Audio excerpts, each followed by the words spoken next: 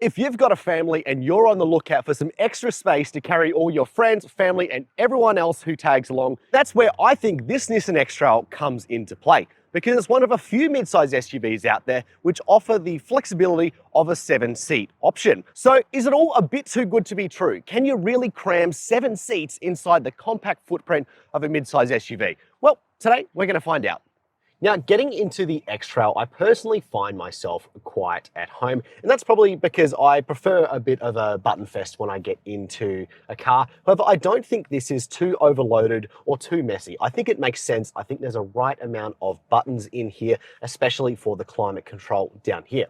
I think also general impressions is that it's a pretty nice place to be. You've got, relatively nice soft padded surfaces along here. A lot of them aren't the nicest quality in the world, however, they do feel pretty good. I'll also direct your attention to this fake wood paneling we've got here. Now, a lot of people may not like this, however, I think it looks kind of cool, and if you don't touch it often enough, you probably won't even realize it's all that fake.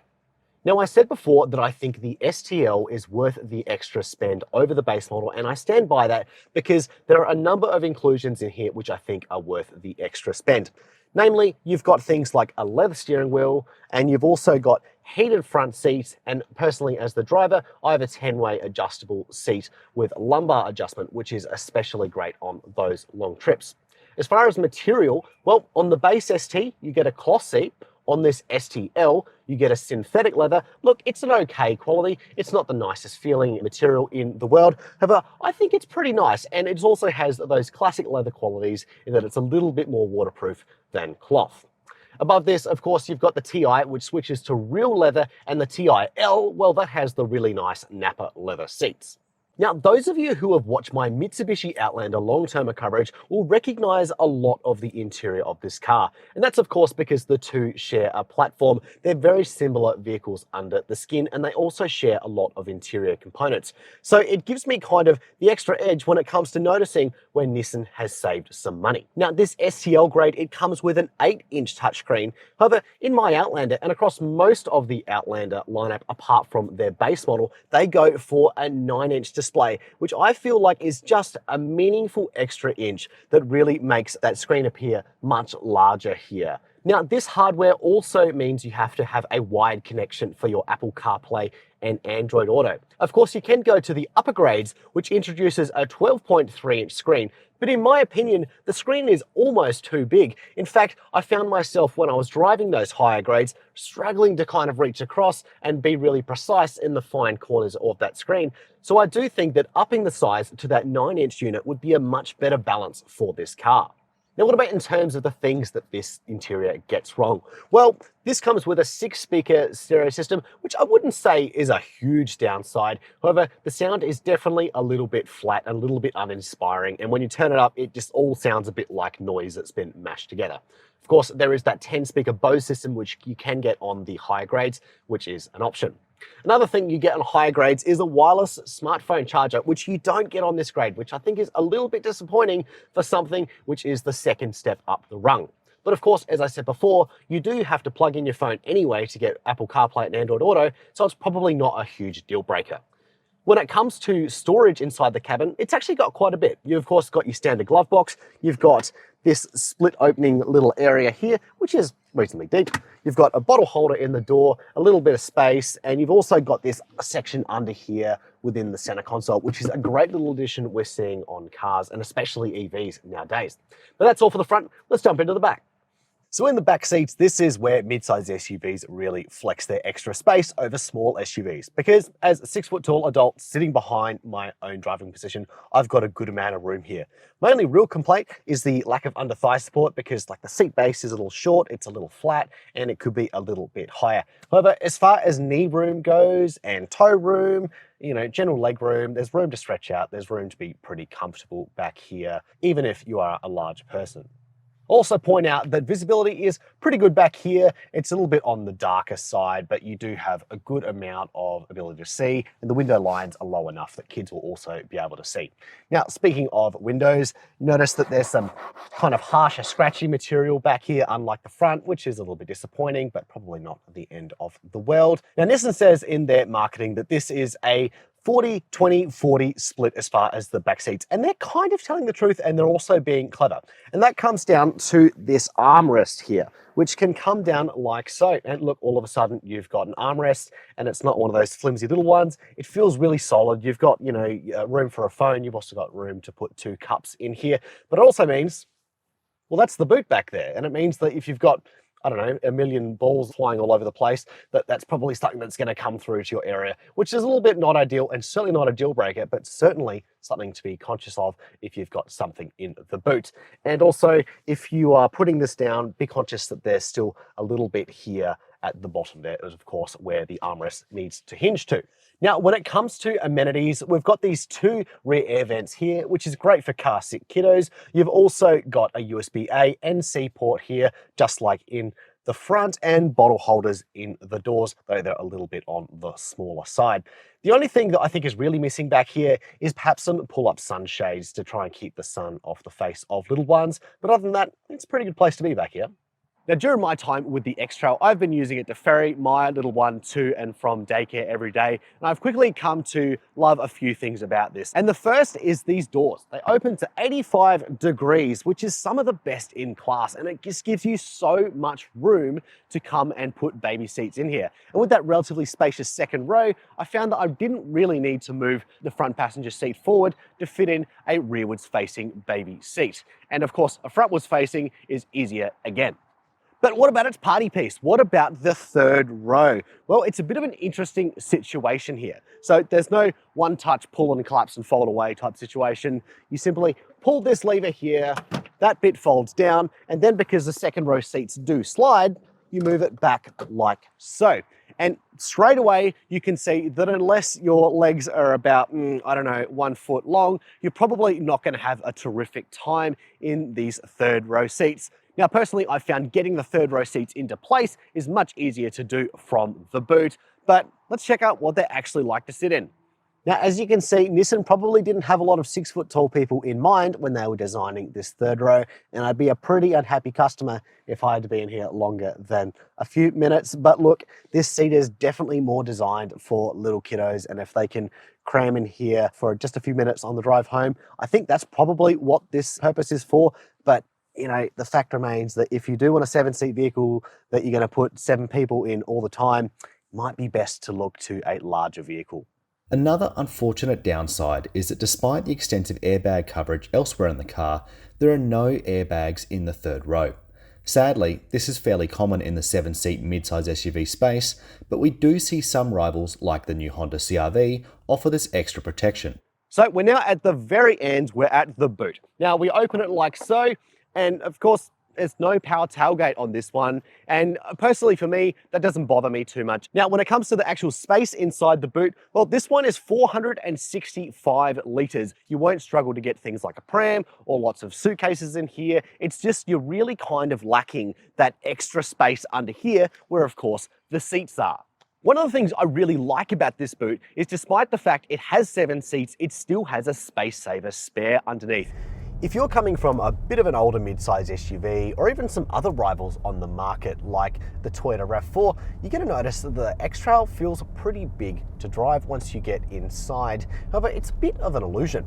You look out over the bonnet, it's got a very large presence to it. It sits up high, but ultimately once you start threading through those back streets, you'll notice that it's still a pretty small vehicle indeed.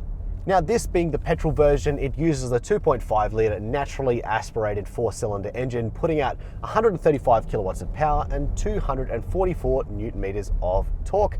And in general, I found this to be pretty good considering its numbers aren't all that amazing. They're down on a lot of its rivals across the board.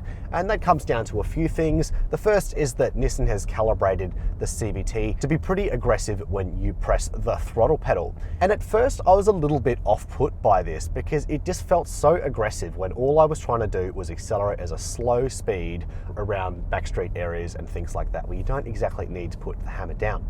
This being a CVT, of course, also you're going to have to get used to the flary nature, and it is a little bit noisy when you're pulling onto the highway. The revs absolutely skyrocket, and sometimes it does sort of have and a tendency to rev a little bit more than you might be used to if you're coming from a car with a conventional transmission, but that's just kind of what comes with the car. Now in America, where this is called the Nissan Rogue, they've actually replaced their 2.5 litre with a much smaller 1.5 litre 3-cylinder turbocharged engine. And that actually gives you better power and torque outputs of 150 kilowatts of power and 305 newton meters of torque. However, as I've spoken about before, we're really taking a shine to these turbocharged engines when paired to CVTs. Because they offer so much more torque down low, you just don't need to be seeing all that rev flaring because it doesn't need to rev as high. And in a car which you're going to be using every day, you know, this isn't a sports car. You don't really want to listen to the engine all the time, at least in my opinion, and I don't think this engine sounds particularly good. In saying that, compared to some Subarus I've driven out there, which also have that naturally aspirated pairing with a CVT, this is significantly quieter in terms of both how much noise is coming from the engine and also just the general environment from the outside. Getting away from the engine, however, let's talk about what it's like in terms of how comfortable it is. So generally, I think this is a pretty comfortable vehicle. Now that comes down to a few things, but I think a big one is the wheel size. Now we at Chasing Cars make no secret of the fact that we love big chunky sidewalls on cars, and that's for a lot of reasons. And one is that it makes the car more comfortable in a lot of cases. Not all the time, but in a lot of cases. So the ST has 17-inch wheels, this has 18-inch wheels, and you can go all the way up to 20s on the TIL, and I think that these 18s are quite a nice balance. They seem to handle the weight of the X-Trail, and while there are occasions where it's a little bit uncomfortable, they're not all that common, and really I think this is something that you can settle into on those longer drives, and I've certainly found it to be fine enough when it comes to navigating shopping centres with those many unwanted speed bumps.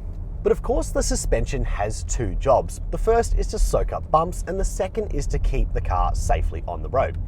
Now I've been using the X-Trail this week to take my little one to childcare, and the route to get there is a bit of a rabbit warren, lots of roundabouts and things like that. And I've noticed that I've been slowing down a little bit more than I have certainly in some passenger cars, but also some of its rivals like the RAV4, because you do reach the limits of this car rather quickly. And that's not the end of the world, you know, you just have to be a little bit more patient.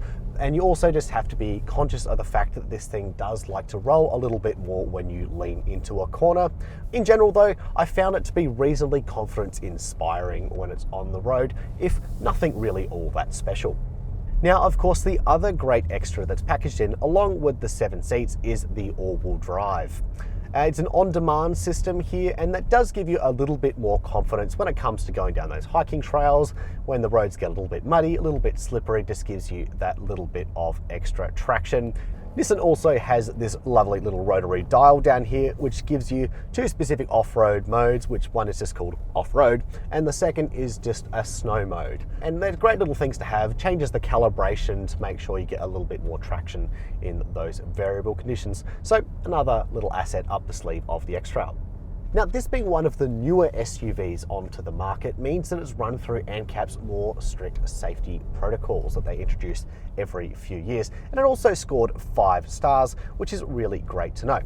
In terms of notable features on its long list, well, we've got a front center airbag, which is really great to stop your front passengers clashing together. And one for families is the fact that reversing AEB is included. Some borderline nice to haves, you could say, a front and rear parking sensors along with a 360-degree camera, so you're really got to be trying if you want to hit something in a car park in one of these. As far as the tuning of these safety systems, well, I've traveled along a lot of highways and suburban areas this week, and in some of those places I've been using adaptive cruise control, and in general I've been reasonably impressed with its performance. It seems to maintain a pretty good distance in front, though it's probably on the more conservative side, I would say, and the lane keep can be a little bit overzealous, but it's certainly a lot better than some others out there. So in general, I think they've done a pretty good job of the safety features of this car. Now, having an affordable car to buy is one thing, but having an affordable car to run is quite another. And that starts with fuel. So Nissan claims an average consumption of 7.8 litres per 100 Ks. However, in our testing, we've seen about 8.4 litres per 100 Ks and perhaps a little bit higher in those city conditions. Now, it's also worth pointing out that Nissan has that turbo triple, that 1.5 litre, which I talked about earlier, and that does shave off a little bit of fuel. Over in the US, when that first came up, and according to their testing regulations, it shaved off about 0.7 of a litre, which I think is a good argument to bring this engine to Australia. However, no such luck with that so far. Now, we do see that engine in the hybrid, however, which is another option which you can go for in the ST-L. However, in our testing, we haven't really seen the sort of fuel economy benefits that we have seen with some other hybrid rivals, which is a little bit disappointing. So what about in terms of the warranty? Well, Nissan continues to offer a 5-year unlimited kilometre warranty, so nothing really all that special there. In terms of the servicing, well, this X-Trail we have here today has intervals of every 10,000 kilometres or every 12 months. It's a little bit shorter on the distance side, I think. In terms of how much it's going to actually cost you to service over that time, it's going to cost you $2,360 over 5 years. Now, when it comes to insurance, over the last 12 months, the median budget direct customer paid $958 to comprehensively insure a new Nissan X-Trail. Of course, everybody's situation is different and the premiums will vary according to make, model, and other things insurers take into account, such as your postcode, driving history, who drives the car, and where you garage the car. Overall though, I've really enjoyed my time with the X-Trail ST-L because I think this grade is a particularly good one and makes a lot more sense in terms of value than some of the higher grades. In general though, those have been my thoughts here today. What do you think of this car? Do you think this is a realistic 7-seat proposition? Let me know in the comments down below. But for now, that's all. Thanks for watching Chasing Cars.